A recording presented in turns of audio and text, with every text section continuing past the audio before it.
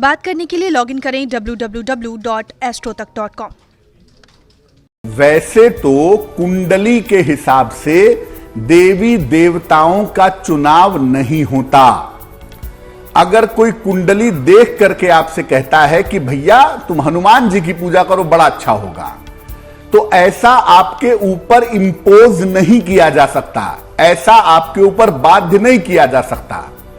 जन्म जन्मांतर के संस्कारों की वजह से कोई भी व्यक्ति देवी देवता के किसी खास स्वरूप की तरफ आकर्षित होता है। आप माता की पूजा बचपन से करते हैं, हर समय आपको माता की भक्ति रहती है, यकीनन पूर्व जन्म में भी आपने उनकी पूजा की होगी जो इस जन्म में रिफ्लेक्ट हो रही है। अलग अलग जन्मों की जो साधना है, अलग अलग तरीके के जो संस्कार हैं, वो इस जीवन में आपको किसी देवी देवता की तरफ ले जाते हैं।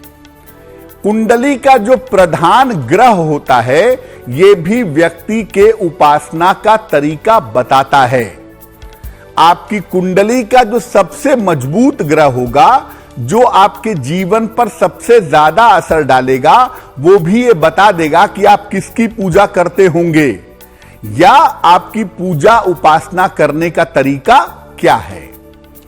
कभी कभी ऐसा जरूर होता है कि कोई व्यक्ति अपनी कुंडली के कमजोर ग्रह को मजबूत करने के लिए विशेष देवी देवता की पूजा करता है। ये एक अलग बात है कि आपका चंद्रमा बहुत खराब है तो आप भगवान शिव की पूजा करने लगे, लेकिन आपका जो मन है, आपकी जो आत्मा है, वो कृष्ण की तरफ चलती है। इसका मतलब संस्कारगत रूप से आप भगवान कृष्ण के भक्त हैं, जरूरत के हिसाब से आपने भगवान शिव की पूजा करनी शुरू कर दी है। तो जिस तरह के संस्कार आप पूर्व जन्मों से लेकर के आए हैं, उसी तरह के देवी देवता की तरफ आपका आकर्षण ज्यादा दिखाई देता है। देखिए, सूर्य के बारे में जो वृहत पराशर होरा शास्त्र कहता है कि सूर्य का अगर कुंडली में ज्यादा प्रभाव होगा तो आप सूर्य की तरफ ही जाएंगे, सूर्य की उपासना करेंगे, या बहुत बार सूर्य का ज्यादा प्रभाव होने से व्यक्ति भगवान शिव की उपासना भी करता है। सूर्य का प्रभाव ज्यादा होगा तो सूर्य की उपासना करेगा या भगवान शिव की उपासना करेगा। ऐसे लोग ज्यादातर सूर्य देव या हनुमान जी या भगवान शिव की पूजा करते हैं और इनके जीवन में सूर्य की उपासना से ऊर्जा बनी रहती है। मैं बता दूं कि सूर्य का प्रभाव अगर ज्यादा होगा तो व्यक्ति जल अर्पित करता है सूर्य को नियमित रूप से, सालों साल अर्पित करता है, और उम्र बढ़ने के साथ उसका डाइवर्जन हो जाता है शिव की तरफ।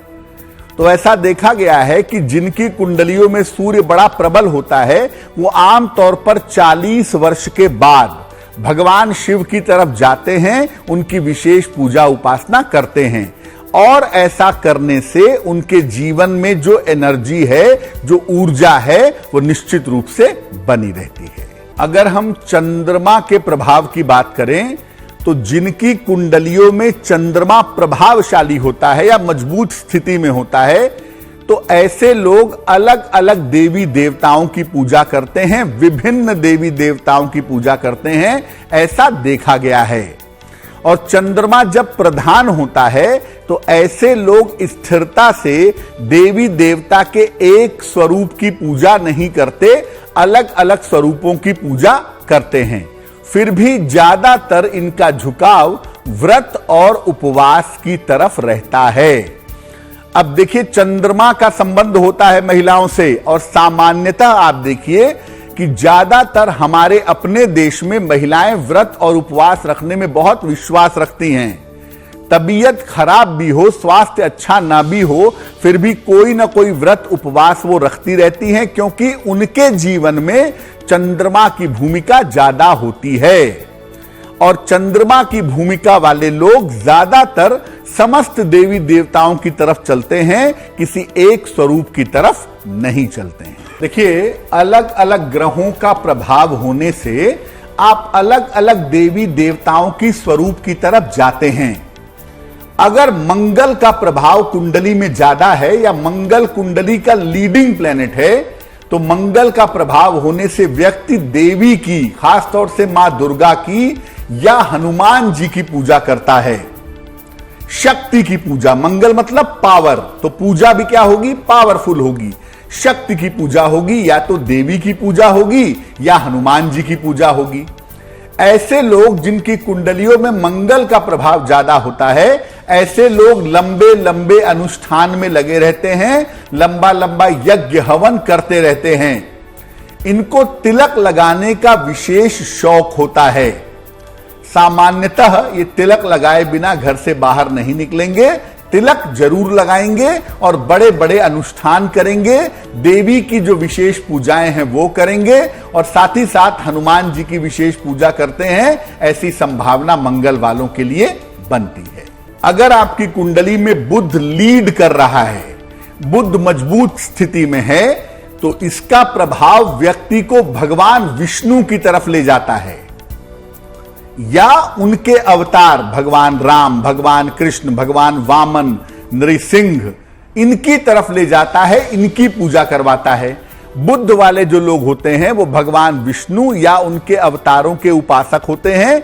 ज्यादातर बुद्ध वालों को आप देखेंगे कि वो भगवान कृष्ण की उपासना करते हैं। ऐसे लोग पूजा उपासना में नृत्य, कीर्तन और संगीत को शामिल करते हैं। बहुत सारे मंदिरों में आप वृंदावन जाइए तो वहां देखिए कि मंदिरों में कीर्तन होता है, लोग नाचते रहते हैं, नृत्य करते रहते हैं। कृष्ण का मामला है वहां, और मामला होता है मरकरी यानी बुध का। इन लोगों को तमाम पूजा स्थानों में जा करके दर्शन करना अच्छा लगता है। ऐसे लोग अलग अलग मंदिरों में, अलग अलग नगरों में जाएंगे और अलग अलग मंदिरों में जा करके दर्शन करेंगे। ऐसी संभावना इनके लिए जरूर बनती है। तो अगर आपकी कुंडली में बुध लीड करेगा, पक्की तौर पे आप भगवान विष्णु या उनके अवतार जैसे भगवान कृष्ण या भगवान राम के भक्त होंगे। इसकी संभावना आपके लिए ज्यादा होती है। अगर बृहस्पति का प्रभाव हो तो व्यक्ति शिव पूजा की तरफ जाता है, भगवान शिव की पूजा करता है।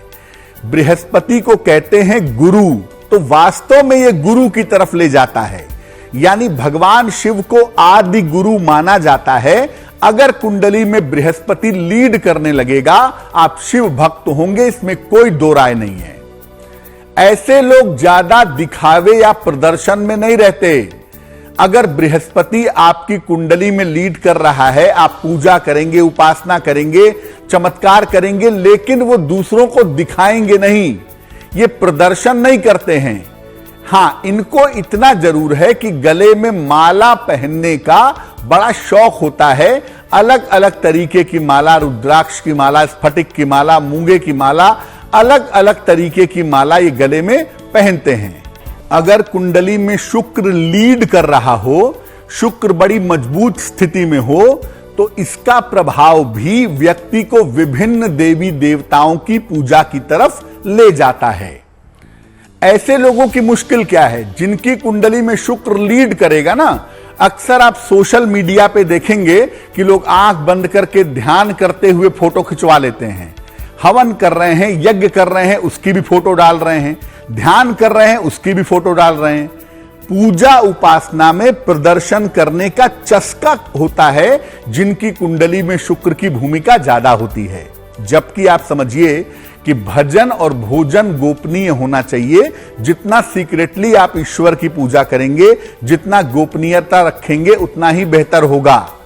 क्यों आप चाहते हैं कि आपके और आपके ईश्वर के बीच के संबंध को दूसरे जाने? इसलिए पूजा उपासना में प्रदर्शन मत करिए, और पूजा उपासना का प्रदर्शन अगर आप करते हैं तो हम तुरंत समझ जाएंगे कि आपकी कुंडली में जो शुक्र है वो लीड कर रहा है। वस्त्र से लेकर के अपनी पूजा पद्धति ऐसे लोग दूसरों को बताते हैं कि मैंने आज 5 घंटे पूजा की, मैंने रात भर काले कपड़े पहन के मंत्र जप किया। ये सब अपनी पूजा का दिखावा और प्रदर्शन करते रहते हैं, जो बिल्कुल भी उचित नहीं होता है। अगर आपकी कुंडली में शनि लीड कर रहा है, शनि का प्रभाव है, तो ऐसे लोग ज्यादातर सामान्य पूजा उपासना नहीं करते। नॉर्मल शंख बजाना, घंटी बजाना, अगरबत्ती दिखाना, ये सब शनि वाले नहीं करते। ज्यादातर ध्यान करते हैं, मेडिटेशन करते हैं, तंत्र साधना करते हैं और रहस्य वाली उपासना में इनको आनंद आता है। ये रिलीजियस नहीं होते, ये स्पिरिचुअल होते हैं। धर्म से ज्यादा अध्यात्म की ओर जाना चाहते हैं और आध्यात्मिक रास्ते पर चलते भी हैं। अगर शनि वाले बहुत जिम्मेदारियों में नहीं फंसते तो अध्यात्म में काफी ऊंचाइयों तक जरूर जाते हैं। राहु और केतु का कुंडली में प्रभाव हो तो सामान्यतः आप कोई भी पूजा उपासना नहीं करेंगे, सामान्य रूप से। ऐसे लोग ज्यादातर क्षुद्र देवताओं की उपासना करते हैं। ऐसे देवताओं की उपासना करते हैं जिसको आप कहते हैं नकारात्मक देवता, जिनका देहांत हो गया है, पितरों की पूजा करेंगे, उल्टे सीधी जगहों पे जाके मत्था टेकेंगे, यानी क्षुद्र देवताओं की उपासना करते हैं। अपने धर्म या आध्यात्मिक देवी देवताओं की तरफ नहीं जाते हैं। ऐसा देखा गया है कि कभी कभी राहु केतु वाले बड़ी सटीक तंत्र साधना भी पा जाते हैं और तंत्र साधना भी करते हैं। ऐसा राहु के हिसाब से जरूर हो जाता है।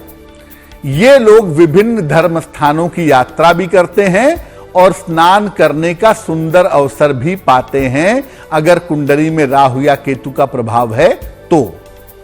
एक बात और समझ लीजिए कि राहु केतु अगर कुंडली में खराब हो और उनकी दशा चलने लगे तो सामान्यतः आप देखेंगे कि आदमी कहेगा कि मेरा तो पूजा की जगह पर 1 मिनट भी बैठने का मन नहीं होता।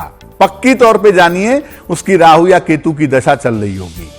तो राहु केतु व्यक्ति को पूजा से दूर तो ले जाते हैं, लेकिन कभी कभी राहु और केतु की वजह से व्यक्ति पवित्र नदियों में स्नान भी कर लेता है और पवित्र तरीके से तंत्र साधना में डूबता है। ऐसा भी देखा गया है।